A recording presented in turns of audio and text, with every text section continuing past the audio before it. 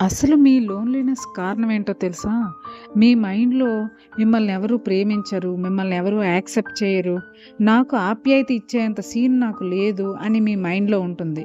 కాబట్టి మీరు నలుగురితో కలవకుండా వాళ్ళు ఇష్టపడరు అని చెప్పి మీకు మీరే ఒక గోడ కట్టుకొని కూర్చుంటారు.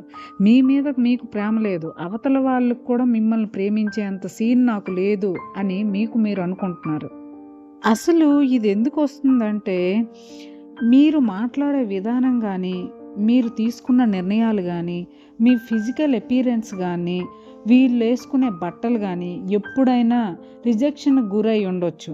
లేదా వెంటనే కొంతమంది మనుషులు మిమ్మల్ని రిజెక్ట్ చేసుండొచ్చు. అందుకే మీ మనసులో ఏముందో, నిన్ను ఎవరు ఇష్టపడరు, నన్ను ఎవరు ప్రేమించరు, నలుగురు నన్ను ఇష్టపడాలంటే క్వాలిటీస్ అలాంటివి నాలో లేవు.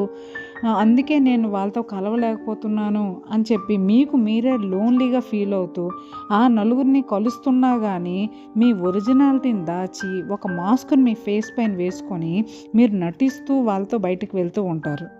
మీరనొచ్చు, మరి నిజమే కదా! నా ఒరిజినాలిటీ వాళ్ళకి నచ్చనప్పుడు అది దాచిపెట్టి నేను నటించడమే కదా కరెక్ట్ అని చెప్పి మీరు అనుకోవచ్చు. నేను కాదనట్లేదు. కానీ మీ ఒరిజినల్ సెల్ఫ్ చూసి అప్రిషియేట్ చేసే వాళ్ళని ఇంకా మీరు కలవలేదు అని నేనంటున్నాను. మిమ్మల్ని చాలామంది రిజెక్ట్ చేశారు, కాదనలేదు. కానీ అందరూ కాదు.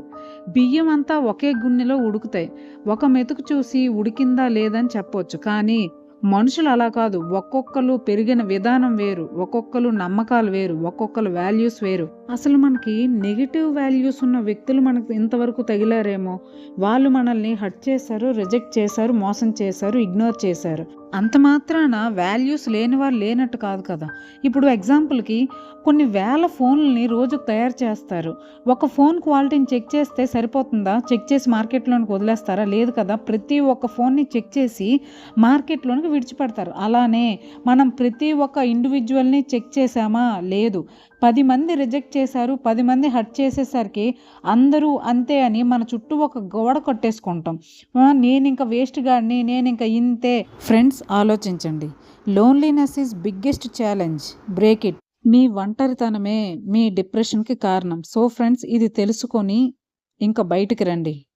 ఇది ఫ్రెండ్స్, వీడియో మీకు నచ్చింది అనుకుంటున్నాను.